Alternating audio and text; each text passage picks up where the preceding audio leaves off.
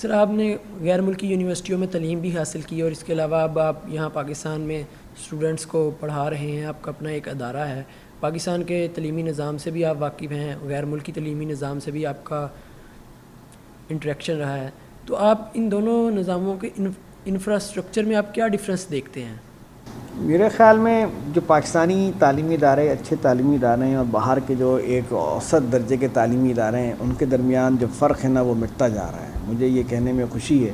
کہ پاکستانی تعلیمی اداروں نے بڑی ترقی کی ہے پچھلے 15-20 سالوں میں۔ انہوں نے وہی معیار اپنایا ہے، اسی معیار کو سامنے رکھا ہے جو باہر کے اداروں کا ہے۔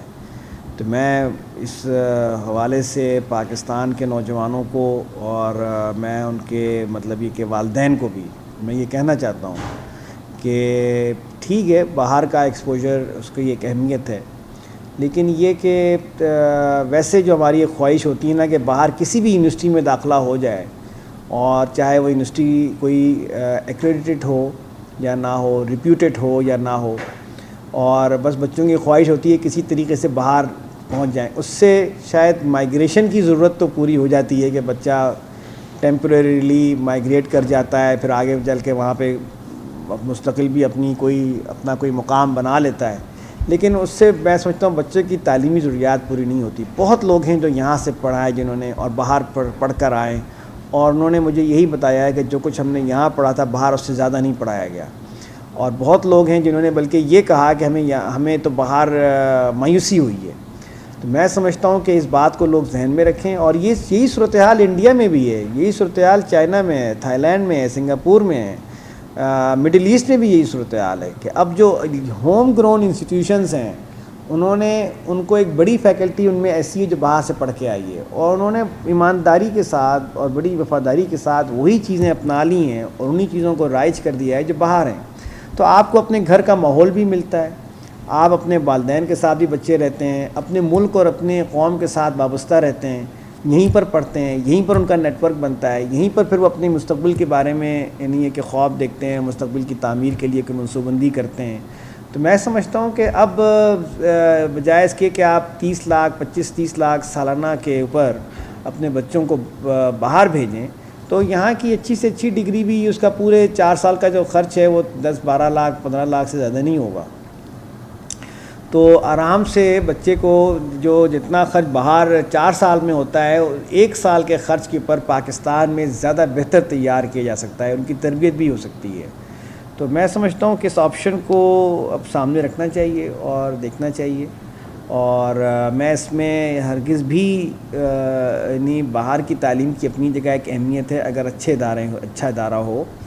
اور معیاری ادارہ ہو، نامی گرامی ادارہ ہو، تو اس کے اندر بھی ظاہر ہے کہ اگر اور کسی کے پاس وسائل ہیں تو جانے میں کوئی حرج نہیں ہے، اس کا بھی فائدہ ہے کہ وہ لوگ ان کو ایکسپوجر مل رہا ہے اور ان کی تعلیم اس معیار پر ہو رہی ہے۔ لیکن جو ایک بھیڑ چال ہے، پاکستان سے ہر سال تقریباً 15-20 ہزار لوگ تو باہر جا رہے ہیں، 20 ہزار لوگ باہر جا رہے ہیں، ان میں اچھے اداروں میں جانے والوں کی تعداد 2-3 ہزار ہوگی، 3-4 ہزار ہوگی۔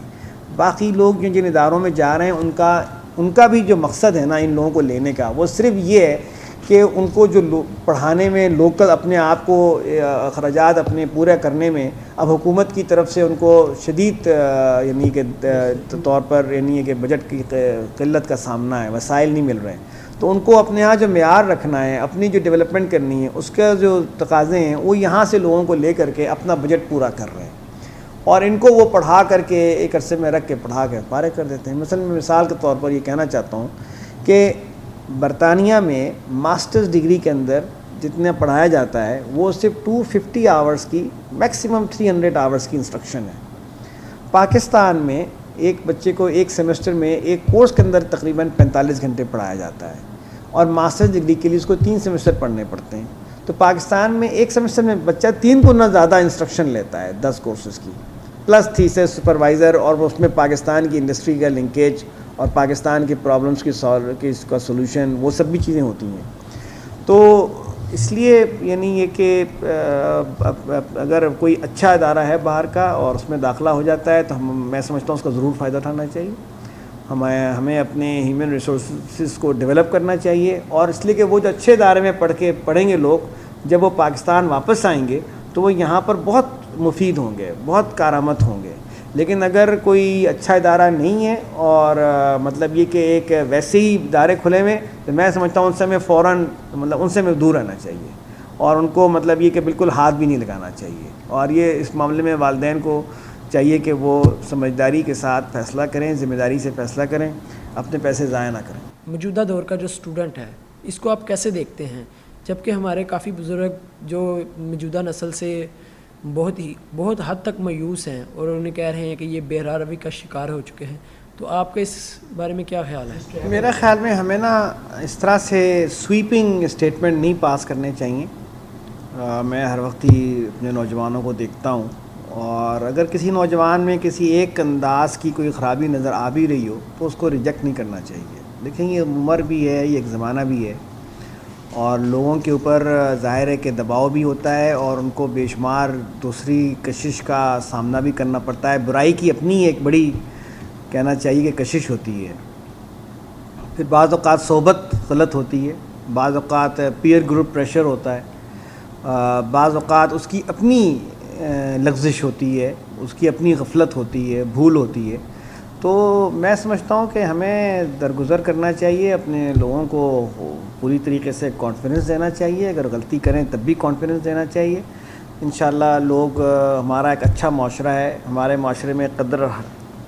جو اقدار ہیں ان اقداروں کا غلبہ ہے میں سمجھتا ہوں اوور آل. اور لوگ اپنے والدین کی خدمت کرنا چاہتے ہیں، لوگ میں سمجھتا ہوں اپنے ملک سے وفادار ہیں. یہ میں متوسط طبقے کی بات کر رہا ہوں، میں ایلیٹ کی بات نہیں کر رہا. یہ لوگ مجموعی طور پر دیندار بھی ہیں، اپنے اسلام کے اوپر ان کا ایک یعنی فخر ہے، انہیں اپنے ملک پر فخر ہے، اپنی تاریخ پر فخر ہے، اپنی اقدار پر فخر ہے. اگر عمل میں کوئی کمزوری ہے تو اس سے ہمیں ان کی حوصلہ شکنی نہیں کرنی چاہیے. اور میں سمجھتا ہوں کہ یہ ایک ہمارا بہت ہی قیمتی اثاثہ ہے. یہی لوگ ہیں جو کہ آگے پاکستان کو بنائیں گے، انشاءاللہ اس کے مستقبل کو تابناک کریں گے. اور ان کو یہ بات معلوم ہے کہ ان کے لیے اب دنیا میں وہ مواقع پہلے کی طرح کے نہیں ہیں. انہیں اس ملک میں ہی رہنا ہے، اس ملک کو ہی بنانا ہے، اس ملک کو ہی انہیں اٹھانا ہے. تو میں سمجھتا ہوں کہ مجھے اس معاملے میں پریشانی نہیں ہے، اور میں بالکل بھی نہیں مایوس نہیں ہوں. میں مطلب یہ کہ اگر میں مسجدوں میں جاتا ہوں، میں وہاں دیکھتا ہوں تو نوجوان ہیں. ہمارے ہاں کسی بھی نماز میں آپ آ جائیں تو 400 لوگ نماز پڑھ رہے ہوتے ہیں، 300-400 لوگ نماز پڑھتے ہیں اور باقاعدگی سے. تو یہ عام لوگ ہی ہیں جو نماز پڑھ رہے ہیں، اور لوگ مجموعی طور پر محنت بھی کرتے ہیں. لیکن ان کو پرابلم ساری یہ ہے، جو اصل مسئلہ ہے، جو کہ بڑے ہونے کے ناطے جو میں سمجھتا ہوں کہ میں اپنے جو ہم نسل دوسرے لوگ ہیں ان کی توجہ جو دلانا چاہتا ہوں وہ یہ ہے کہ ہم ان نوجوانوں کی پراپر کوچنگ نہیں کرتے، ہم انہیں ٹائم نہیں دیتے، ہم ان سے پوچھتے نہیں ہیں، ہم ان کے ساتھ بیٹھتے نہیں ہیں، ہم ان کے مسائل میں دلچسپی نہیں لیتے، ہم انہیں صحیح راستہ نہیں دکھاتے، ہم ان کی مینٹرنگ نہیں کر رہے. کسی نے مجھے مینٹرنگ کی ہے، کسی نے میرے اوپر وقت لگایا ہے تو میں آج جو کچھ ہوں اپنے والدین اور اپنے اساتذہ کے مرہون منت ہوں، اپنے بڑوں کی، اپنے کچھ سینئر دوستوں کی، ان کی میں احسان مند ہوں. تو اگر ان لوگوں کے ساتھ بھی کوئی توجہ دلائے، ان کو صحیح وقت پر صحیح بات بتائی جائے تو یہ بہت اچھا. جو کمی ہے وہ یہ نہیں کہ وہ کوئی غلط جا رہے ہیں، کمی ہے وہ یہ کہ پراپر کوچنگ، پراپر تربیت اور اس کے مواقع نہیں.